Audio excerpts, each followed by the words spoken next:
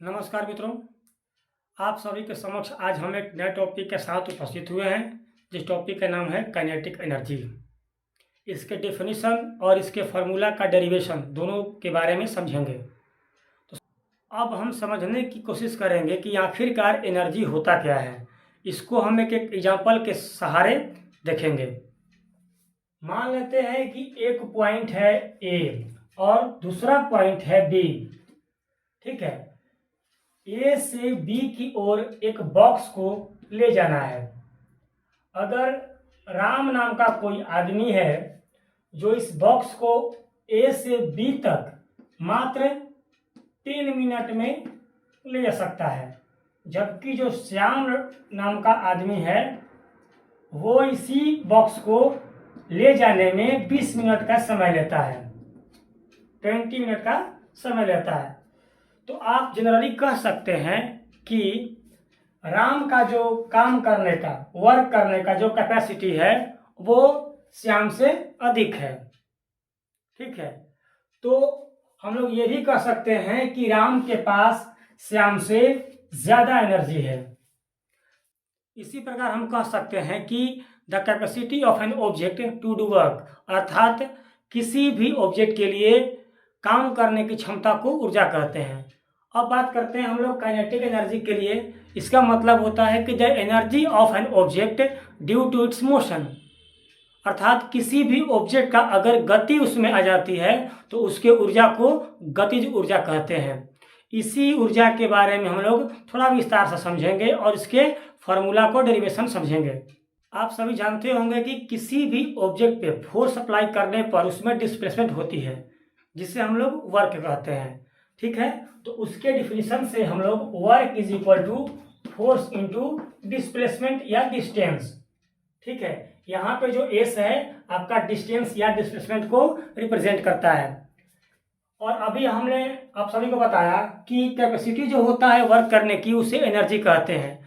तो जितना हम लोग एनर्जी को कंज्यूम करेंगे अर्थात खर्च करेंगे उतना ही हमारा वर्क होगा। तो जितना एनर्जी का मैग्नीट्यूड होगा उतना ही वर्क का भी मैग्नीट्यूड होगा। इसलिए हम लोग कह सकते हैं कि kinetic energy is equal to F into S. यहाँ पे कोई भी एनर्जी वर्क के इक्वल होगा। तो अब हम लोग देखते हैं, इसे मान लेते हैं इक्वेशन 1। आप सभी ने पढ़ा होगा 9th क्लास में ही कि सेकेंड लॉ ऑफ मोशन में कि F is equal to M A. Second law में ये कहता है कि मास और एक्सेलरेशन का जो प्रोडक्ट होता है वो फोर्स के इक्वल होता है। इसी वैल्यू को हम लोग इक्वेशन 1 में पुट कर देंगे। ठीक है, तो पुट करने के बाद क्या आता है, K E is equal to M A into S. आपका ये हो गया सेकेंड इक्वेशन। अब हम लोग देखते हैं कि एक होता है third equation of motion. Third equation of motion जो होता है V square minus U square is equal to 2a s।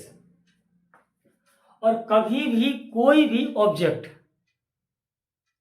जब गति करना शुरू करती है, मोशन में आना शुरू करती है, तो उसका इनिशियल जो वेलोसिटी होता है वो 0 होता है। ठीक है, तो इसलिए हम लोग यहाँ पे u के जगह पे 0 रख देंगे और यहाँ पे इस प्रकार से। तो यहाँ पे 0 जो होगा वो यहाँ से रिमूव हो जाएगा और V square is equal to 2a s। ठीक है, इसी इक्वेशन से हम लोग ए एस का वैल्यू निकाल लेंगे। ठीक है, तो आ गया हम लोग का वी स्क्वायर अपॉन 2।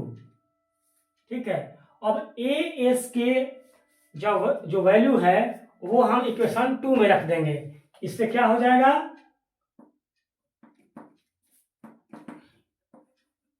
के ई इज इक्वल टू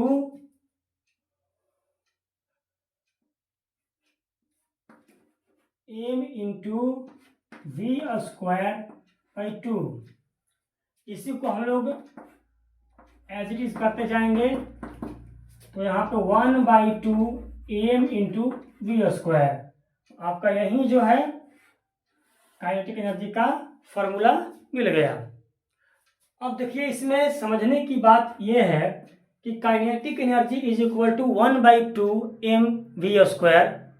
यहाँ पे जितना मास को बढ़ाएंगे, मास अर्थात जो ऑब्जेक्ट है उसकी जो मास है उसको बढ़ाएंगे, अगर दोगुना करेंगे, ठीक है, तो दोगुना ही काइनेटिक एनर्जी बढ़ेगा। जबकि अगर वेलोसिटी को दोगुना करेंगे तो काइनेटिक एनर्जी 4 टाइम्स हो जाएगा, अर्थात 4 गुना हो जाएगा, ठीक है। अगर 3 गुना करेंगे तो 9 गुना हो जाएगा, ठीक है। इस प्रकार से आपको पता होना चाहिए कि जो काइनेटिक एनर्जी होता है directly proportional to square of velocity, ठीक है। चलिए हम लोग इसे डिराइव कर लिए, इसको नोट कर लेते हैं, ठीक है।